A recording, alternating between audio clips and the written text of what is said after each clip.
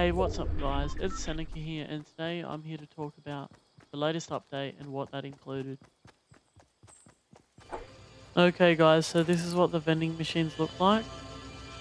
And this one is a purple vending machine. They come in all different colors, and as it says, you just deposit what it says and you get whatever's showing on the screen. And you can't break them, but I'm pretty sure a lot of people are going to start camping around the vending machine to get kills, etc.